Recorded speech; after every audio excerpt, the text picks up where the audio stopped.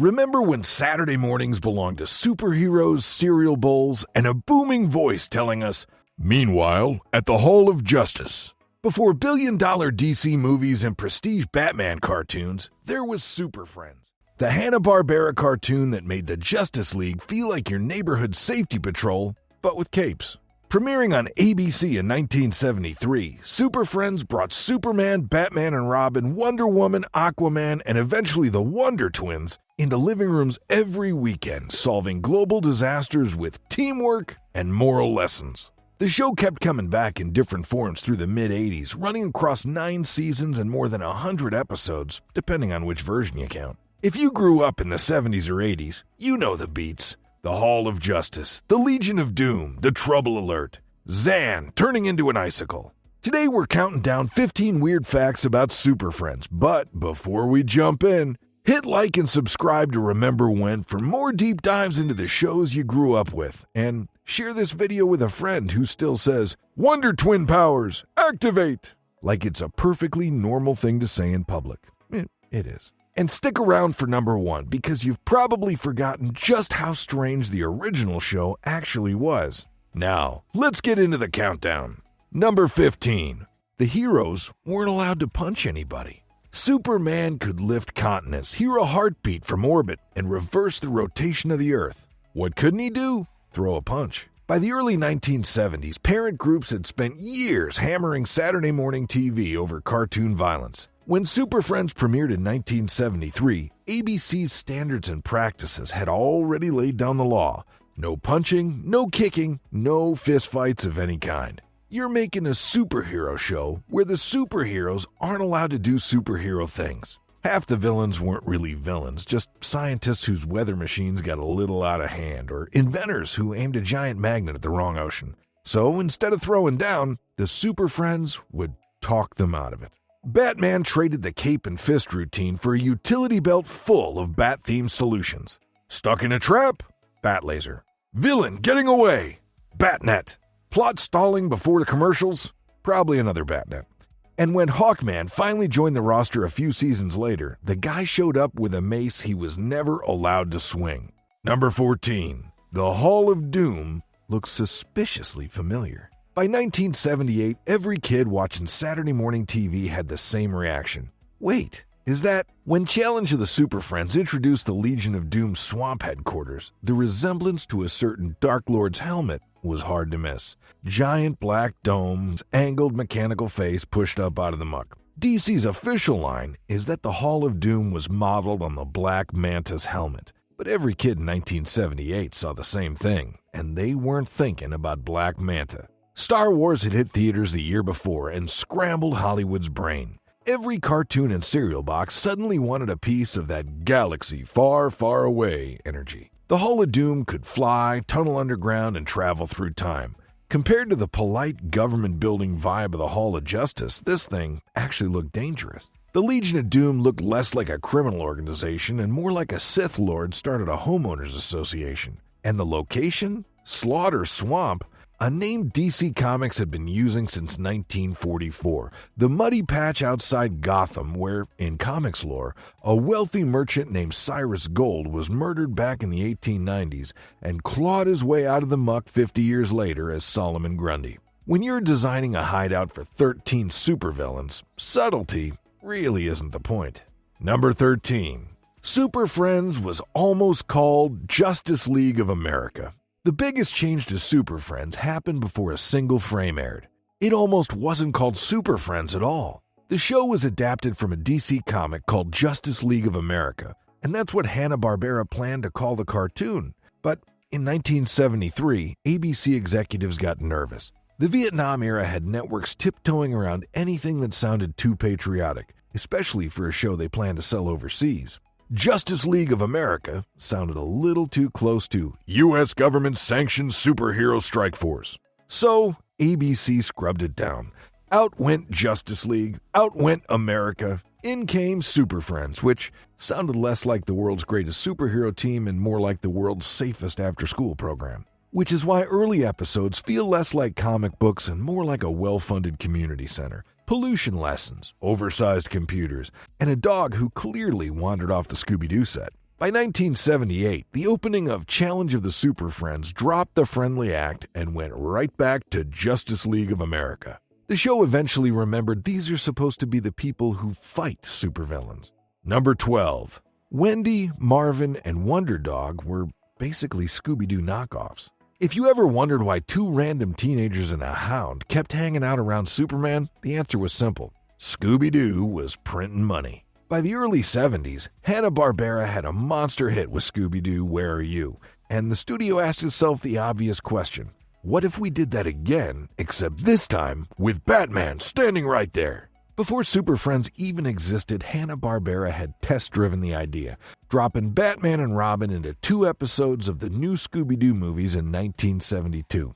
It worked. The studio got the Justice League gig, kept the kid sidekick formula, and built new kids to fill the slots. Look at the lineup. Wendy was the smart one. Marvin was the bumbling comic relief. Wonder Dog was Scooby with the serial numbers filed off. He talked in the same garbled, half-English mumble, and the show treated this as a totally normal way for a pet to communicate. The kicker? Wonder Dog was voiced by Frank Welker, the same guy who played Fred on Scooby-Doo. Come 1977, audiences wanted more superheroes and fewer mystery-solving teenagers in sweaters. So Wendy, Marvin, and Wonder Dog quietly vanished. The show never bothered to explain it. The tie-in comics did. They went off to college, which might honestly be the most realistic thing that ever happened on Superfriends. Number 11. The Hall of Justice was a real building in Ohio. For a generation of kids, the Hall of Justice felt like the most important address on the planet. Superman got mission briefings there. Batman pushed mysterious buttons. Aquaman occasionally reminded people he still worked there. And the whole thing looked completely real, because it kinda was. The Super Friends headquarters was modeled on Cincinnati Union Terminal, a massive Art Deco train station with sweeping curves and towering windows. The exact vibe of a building where you'd expect Superman to come flying through the front doors. It wasn't a random pick either. Hanna-Barbera was owned at the time by Cincinnati-based Taft Broadcasting. So when background designer Al Muir needed a hero headquarters in 1973, he sketched something inspired by the most remarkable landmark in town. Then Joe Barbera and the network pushed it even closer to Union Terminal, nearly a direct replica. Muir hated the final version. Mine had more windows, he later told the Cincinnati Enquirer. But the building stuck. Midwest kids drove past Union Terminal on family road trips and did a double take. The Hall of Justice was right there! When the 2025 Superman film needed a Hall of Justice, they filmed at the actual train station. Number 10. Meanwhile, at the Hall of Justice came from a sitcom news anchor. If you grew up watching Saturday morning cartoons, this one line probably transported you straight back to the shag carpet. Meanwhile, at the Hall of Justice. That booming narration became one of the most iconic catchphrases in cartoon history. And the man delivering it in those 1973 episodes? Ted Baxter. Well, technically Ted Knight, but every adult watching recognized him instantly as the gloriously clueless news anchor from The Mary Tyler Moore Show, a vain anchorman who couldn't get through a broadcast without mispronouncing someone's name. On Super Friends, the same man sounded like he was announcing the apocalypse. A villain would be halfway through some weather machine monologue, and then Ted Knight would thunder in with, "Meanwhile, at the Hall of Justice," like the fate of humanity hinged on Batman checking a monitor. Bill Woodson eventually took over in 1977 with his own variation, "Later at the Hall of Justice." But the formula was Knight's. The pauses, the boom, treating every scene change like DEFCON 1. Number 9. The Wonder Twins were basically Donnie and Marie from outer space. By 1977, Super Friends was back on ABC's Saturday morning lineup with a new title, the all-new Super Friends Hour. And Hanna-Barbera decided the new show needed a jolt of fresh energy. Their solution was about as aggressively 1970s as anything ever pitched in a network meeting. What if Donnie and Marie Osmond had alien superpowers? That's basically how we got the Wonder Twins. The Osmonds were inescapable in the mid-70s. Magazine covers, lunchboxes, their own ABC weekly variety hour. So Hanna-Barbera grabbed that wholesome brother-sister energy, slapped some superpowers on it, and called it a day. The early working names? Dick and Jane. Their pet was Mighty Monkey. Then someone in the room realized Dick and Jane Fight Crime sounded like a remedial reading textbook, and the names got reworked into Zan and Jaina, riffed straight off of Tarzan and Jane. The pointed ears came from somewhere else entirely. Hanna-Barbera animator Daryl McNeil later confirmed they were lifted straight from Spock. Star Trek was hot, and every studio wanted a piece. The wild part? The Wonder Twins were originally way more powerful. Early drafts gave Zan Plastic Man-style stretching abilities, and Jaina the power to transform into literally anything. Writers eventually realized they'd accidentally made Superman irrelevant. So, the powers got nerfed. Hard. Zan got reduced to turning into water, which led to decades of jokes about him showing up as whatever liquid humiliation the writers cooked up that week. A bucket of water held by a space monkey. A localized blizzard, an ice cage. One memorable time, a working ice jet engine. The writers clearly gave Jaina all the fun assignments. Wonder Twin powers, activate, became playground vocabulary overnight. Number 8. Super Friends wrecked Aquaman's reputation for 40 years. Before Jason Momoa showed up shirtless and tattooed, Aquaman was a punchline. And the show that turned him into one was Super Friends. In the comics, Aquaman started out as a serious superhero. He debuted in 1941 and ran as a backup feature throughout the 40s and 50s, fighting Nazi U-boat commanders, modern-day pirates, and various sea-based criminals. He was basically Atlantis' answer to the Coast Guard, and nobody was laughing. Then, Saturday morning got a hold of him. Super Friends parked Aquaman in the Hall of Justice next to Superman, who could fly into the sun and come back stronger, and Batman, who had a utility belt full of solutions for every problem on Earth. And right in the middle of those two stood a guy in an orange and green suit whose superpower was talking to fish. The writers couldn't figure out what to do with him on land, which was conveniently where most of the show took place. So every few episodes, the team would get a trouble alert about something happening underwater, and Aquaman would finally get to do his job. Then he'd swim back to the Hall of Justice and stand around for a while. Decades of comedians grabbed onto that image and never let go. Family Guy did the Aquaman asks a fish to grab him a beer bit. Robot Chicken built entire sketches around how useless he was. And in 2005, HBO's Entourage devoted a season to Vincent Chase starring in a fictional Aquaman movie because, as the show's creator Doug Ellen later admitted, Aquaman was the most ridiculous superhero he could think of. DC spent years trying to fix it. They gave him long hair and a beard in the 90s. He lost a hand in a battle and got a harpoon in its place. They eventually gave him Jason Momoa and a billion-dollar movie franchise. But for an entire generation, the damage was already done. Quick pause. If you grew up with Super Friends, drop a comment and tell us who your favorite hero was. And while you're down there, be sure to hit like and subscribe. We drop new retro deep dives every week. All right, back to the countdown. Number 7. Wonder Woman couldn't actually fly on Super Friends. In the 1970s comics, Wonder Woman couldn't fly. In fact, that was true for the first 40-plus years of her publication history. She could glide on air currents for short distances, sure, but fly the way Superman flies? That ability didn't get added to her power set until George Perez rebooted the character in 1987. Her inability to fly created a problem for Super Friends. The other heroes were zipping around every other scene. Superman, obviously. Batman had the Batplane. Aquaman had mild swimming opinions. But Wonder Woman, she needed something. So, the show used her comic book solution, the Invisible Jet. A completely transparent plane that Wonder Woman piloted from a completely visible seated position, which meant every time that she flew, she appeared to be in the middle of the sky, gripping a steering wheel made of nothing, surrounded by clouds. The image was so absurd that DC Comics eventually tried to retcon it. A 1981 issue claimed that in fiction, both the plane and the pilot were invisible. Readers were just seeing Wonder Woman drawn in for clarity. Sure, whatever helps. By that point, every kid watching Super Friends had spent 8 years staring at a woman piloting a hallucination. Even the live-action Linda Carter Wonder Woman show used the invisible jet as little as possible, reportedly because it looked too goofy on screen. But Super Friends had no such concerns. The plane showed up constantly. Number 6. Casey Kasem voiced both Robin and Shaggy at the same time. You heard Casey Kasem's voice everywhere in the 70s and 80s, even before you knew his name.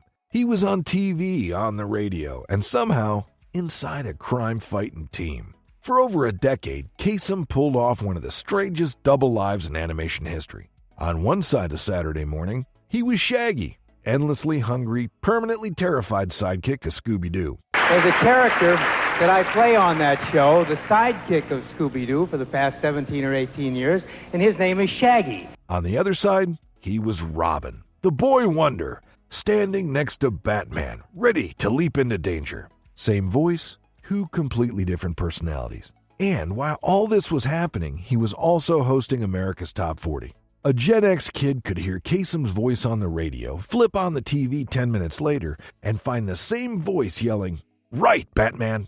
Number 5. Black Vulcan was created to avoid paying royalties. By the late 1970s, Super Friends was building heroes around legal loopholes. The original plan was different. When Hanna-Barbera was putting together the 1977 relaunch, the all-new Super Friends Hour, they wanted to add Black Lightning, the DC hero who debuted that April as the publisher's first black superhero to headline a solo series. But there was a problem, and the problem wasn't Hanna-Barbera. It was DC. Black Lightning's creator, Jenny Blake Isabella, formerly known as Tony Isabella, had something almost unheard of for the 1970s. A contract that would pay a small royalty every time the character was used outside the comics. The cut would have been pennies per episode, but DC didn't want it coming out of their licensing fee. So DC told Hanna-Barbera that if they wanted Black Lightning, they'd have to pay extra on top. Hanna-Barbera, famously thrifty, declined. And DC, instead of honoring their deal with Isabella, gave the green light to a workaround. Enter Black Vulcan. Same lightning powers, same general silhouette. Legally speaking, a completely different character. And, twisting the knife, Black Vulcan was designed by Alex Toth, the celebrated Hanna-Barbera artist behind Space Ghost and Birdman, the studio's most respected designer, put to work building a creator royalty bypass. Isabella didn't even know it had happened. The understanding was that Black Lightning was going to be on the show. Then one Saturday morning in September 1977, Isabella turned on the TV and saw a brand new lightning-powered hero standing in the Hall of Justice. Isabella quit DC. Not before slipping in a parting shot. The final issue as writer of Black Lightning, issue number 10, titled The Other Black Lightning, features a con artist named Barbera Hanna running an imposter superhero scheme. Black Lightning shows up to expose her. Isabella later said it was a surprise DC published it at all. Legally, a different hero. Practically the same lightning bolt. Number 4. When Adam West reclaimed the cape. By 1984, Super Friends had been on the air for 11 years and had been through 5 different versions. New title, new format, new toy line tie-in, new theme song. The 1973 show had grown up. And that's when Hanna-Barbera made one of the strangest casting decisions in Saturday morning history. They put Adam West back in the cape. By 1984, West had spent nearly 2 decades stuck inside the original Batman role. Typecast so hard that he'd been reduced to appearances at county fairs and rodeos in full costume, alongside scattered voice work. He once said producers would consider him for serious parts, then back out because audiences would only see Batman walking into the scene. DC Comics wasn't happy about the casting. They'd spent years trying to bury the camp era, and West was the face of it. The production team had to promise, repeatedly, this time West would play it straight. And then they actually let him. In the follow-up series, the Superpowers Team, Galactic Guardians, one episode finally showed Batman's origin story for the first time outside the comics. The episode was called The Fear, written by future Batman, the animated series producer Alan Burnett. The Scarecrow forced Batman back to Crime Alley, to the night his parents were murdered, and West played it with real grief, real fear, real weight. Just a man confronting the worst night of his life. The timing was almost cosmic. Frank Miller's Dark Knight Returns dropped in 1986. Tim Burton's Batman hit theaters in 1989. By the end of the decade, Batman was a grim, brooding shadow in a rubber suit, and pop culture had decided that's what he'd always been. Number 3. How Super Friends Came Back from the Dead. The original 1973 show was canceled after 1 season. 16 episodes aired between September and December of 1973. ABC let the reruns play through the spring, and then on August 24, 1974, the network officially dropped Super Friends from the schedule. By every reasonable measure, the franchise should have died right there. Then something happened. Some of ABC's new Saturday morning shows didn't connect with kids. The network needed something to fill the slot. So in February 1976, they pulled Super Friends out of mothballs and started airing the old 1973 episodes again. This time, edited down into half-hour chunks instead of the original sluggish hour-long format. The reruns were a hit, bigger than ABC expected. Suddenly, the network had a problem.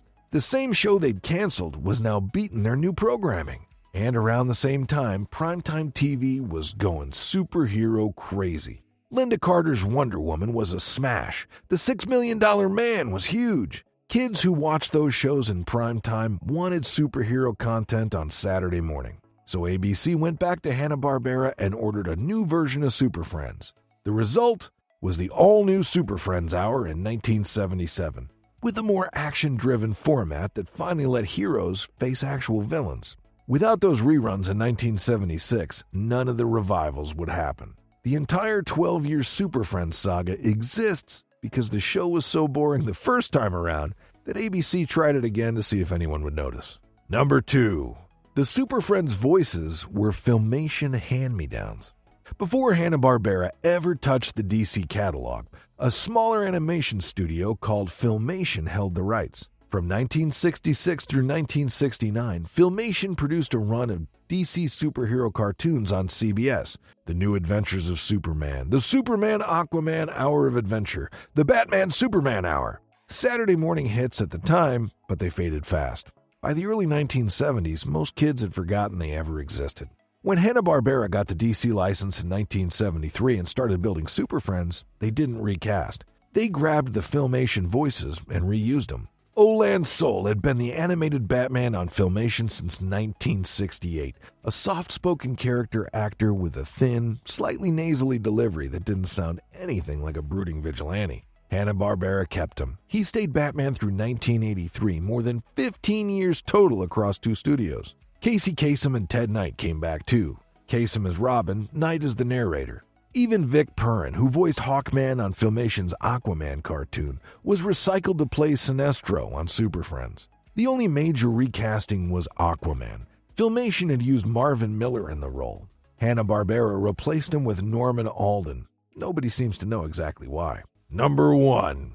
The original Super Friends didn't fight any villains. We've already mentioned that the 1973 Super Friends wasn't allowed to have violence, and that the show was so boring, ABC canceled it. But until you actually look at what the Justice League fought in those 16 episodes, you don't really understand how strange the original season was. There were no supervillains, none. No Joker, no Lex Luthor, no Brainiac, no Riddler. The most powerful superhero team on Earth spent their entire first year on television squaring off against this lineup.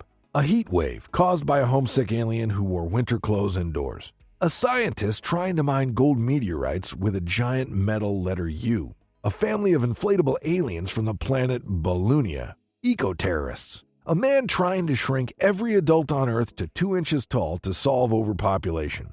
Aliens stealing silicon from the ocean. A weather control machine. A scientist who wanted to split a planet in half and tow the chunk to Earth as a second moon. And, in one of the more memorable episodes, a hillbilly family fighting over a green stone that turned out to be kryptonite. The Justice League of America was not fighting evil. The Justice League of America was running a Saturday morning intervention program for misguided geniuses. Almost every episode ended the same way. The team would corner the villain, explain why their plan was harmful, and the villain would apologize. Sincerely, they'd shake hands, promise to change their behavior, and the threat would resolve through conversation. Dr. Pelagian, the eco-terrorist, ultimately got his polluting industrialists to agree to clean up. The balloon people made friends and went home. The scientist trying to split a planet was talked out of it through a polite recap of Superman's origin story. For 16 straight episodes, the Justice League fought weather, scientists, and aliens, and then talked them out of it. What was left was an hour-long ethics seminar in capes. The Justice League had to be terrible at being superheroes first. That's the entire foundation of the franchise. Super Friends started as a kid-friendly cartoon about teamwork and polite lectures, and somehow became one of the most fondly remembered Saturday morning shows ever made. Which weird Super Friends fact surprised you the most? Drop it in the comments. Hit like, subscribe, and check out our other retro deep dives. And until next time, meanwhile, at the Hall of Justice, this is Remember When.